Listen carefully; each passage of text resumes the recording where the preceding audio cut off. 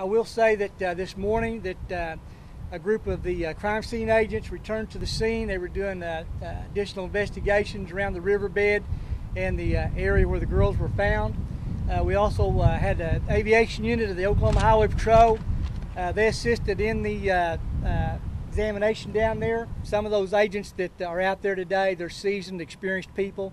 They weren't here initially, and we know also we have information we didn't have then. And we may be back out there this weekend. We may be out many times after this, and we may not go back out. It just depends.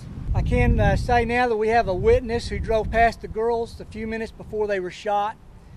We've been talking to him, interviewing him. He's given us information. We've tested his story. We believe him to be credible.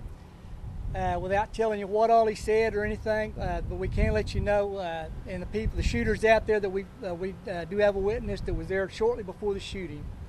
It helped us in the timeline, and as we get information on names and people and activity, that helps us when we're going out and checking to see if their stories, even the witnesses, if they give us the name of somebody and they heard this, well, we have to go out and check that. So having a time and location and stuff, it just helps us in the process of elimination, if nothing else.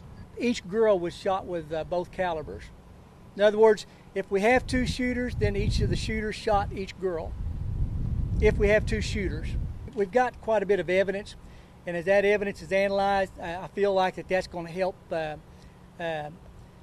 clearly identify who it is once we have something to compare it with. For instance, if we have a fingerprint or a DNA sample, well, we have to have someone to compare that with, no matter how good that sample may be. So that's where we're at. We just need somebody, a suspect or something, so we can go talk to them, test them, see if they can be truthful, or if we have evidence that can physically place them at the scene as the shooters. We haven't heard anything. I work this area. The sheriff's office, his staff's been here a number of years. The troopers that work this area have been here a number of years. And we've looked at past burglaries, carjackings, things that don't normally occur down there, and there's not records of it. We're looking at any sexual assault. We're looking at shots fired, complaints. We're checking every source of records.